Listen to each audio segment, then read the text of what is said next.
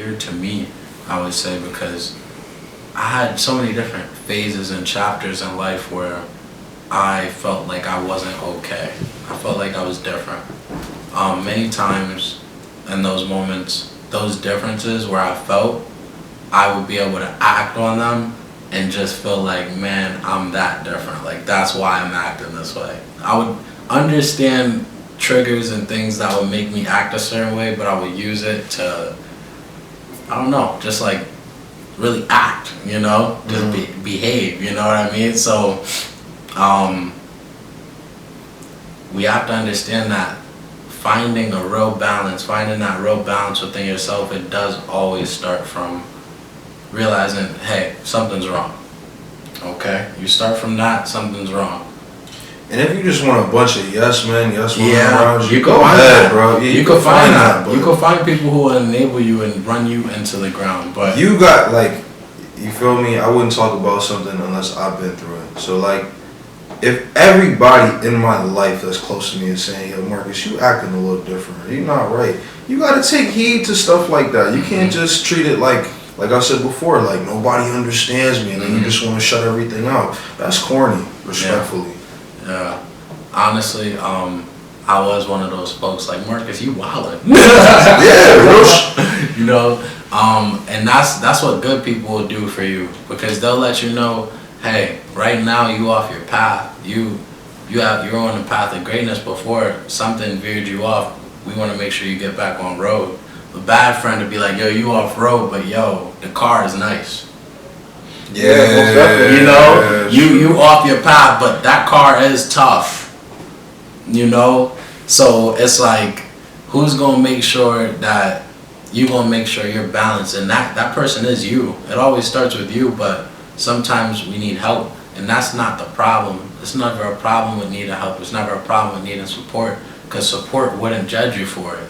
Right. Real support would never judge you for it, because they would know what that's part of their purpose, to be there for you.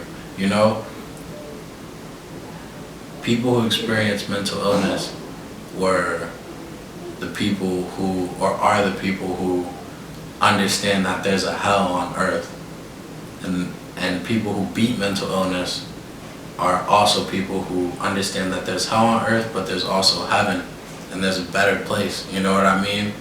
So that's really important, I feel like that's really important, because those are the people who can, they're not the crazy people, they're not the people who, those are the people who can actually show you life is what you make it. Your mind is the strongest thing that you have. Not your wallet, not your power, you know what I mean? Your mind, the ability to make choices, those are your power sources, And I think just putting people on a path and helping people understand that that's what you have to tap into is kind of where the battle is now. Like, a lot of people don't want to tap into self and find that strength, that energy, that idea, that thought, just to get themselves going, No, let me just divert my attention. Yeah. You gotta be honest with yourself. A lot of times that's the only way you could grow. We know what's distractions. You know when you're distracting yourself. Sometimes consciously you won't, but I'm here to tell you now that you do. You know now that all the women that you chase, but you're overweight, it's like, yeah, possibly I'm distracting myself from my main goals, or things that I need to focus on. So it's like mood. If you experience any anxiety, depression, anything really, mood is a direct reflection of diet. Like you have to eat certain nutrition just to make sure you have a stable mood. Some people love to like gloat about their mood swings. They're all moody. Oh, I'm bipolar. It's like, what are you doing to fix that now? Because now you're telling us you have a problem, you have a disorder, but what can you do to make that better so you're not impacting people negatively? Some people rather own these things, you know what I mean? Things that it's a personality trait, like cry me a river, bro. I mean, granted, the diet is important, right? Because even when I was going through all these afflictions, right? I was going to school. I was commuting like 45 minutes a day to and from, and like I wouldn't be prepping my food, like my lunch, or like you stuck with whatever's on campus. You feel me? Like that shit is bullshit. Like OD. you know what I'm saying? So that it'll. But like you said, like it is all about diet, and it starts first. And even if that diet is food, or it's the content you watch, or what you participate in, all that makes sense. You need some kind of release. You know what I'm saying? For some people, that's working out. When I was at school, right, I had my own student-ran organization, and that was my motivation to even stay in school. So even with all the negativity and the adversity that I had to deal with, that was still like my motivation. Like, all right, I'm about to come out today. You know what I'm saying? So it's important. It's important. Diet is everything, because the things that you consume are the things that kind of make your life up in a way, like your daily. You know, so if you're on Instagram for 6 hours out of the day, that does play a role in what your growth is, how much you're growing, if you're not growing, what you're seeing, what you're taking in, what you're learning. Everyone's learning. I would never take it from somebody to call them dumb, because if you're learning, you could definitely be learning. The phone is designed like a human brain, so yeah, you probably know everything about Cardi B and what she wears and Fashion Nova. You know, you would probably know all these things. But what are you learning for you? What are you learning to make you better? Yeah, and I think a lot of that is, what is that information worth? What is it worth? You feel me? So like, you could go on the internet and learn 150 different facts.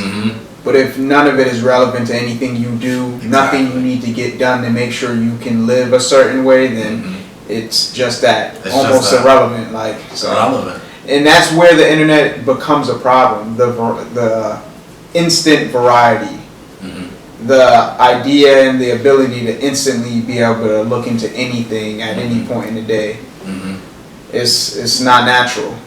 You can't. It never allows you to focus on any given thing at one time. So, one thing I would say to everyone is, you know, I mean, it sounds crazy, but put the phone down probably 50% of the week. Make sure you don't have your phone. Like, if you have an iPhone and you get that message on Sunday, like how long have you been staring at your phone? Pay attention to that. Yeah, it's literally becoming easier to put your phone down. And keep exactly. Like. It's always easy to put your phone down when you're actually doing things. So I encourage people to actually get up and go do something. Once you actually get up and go do something, you wouldn't have a need to be on your phone all the time. Yeah, and it'll get to a point where when you are on your phone, there's usually money involved, or there's usually some type of business or growth for yourself involved. Whether that be linking up with friends, whether that be going to work out with friends, but it's always a planning. Planning is better for the phones, because if it's going to be a computer, let it be a computer. Don't let it just be something that you're browsing on and scrolling, because 10 to 1 it won't get you anywhere.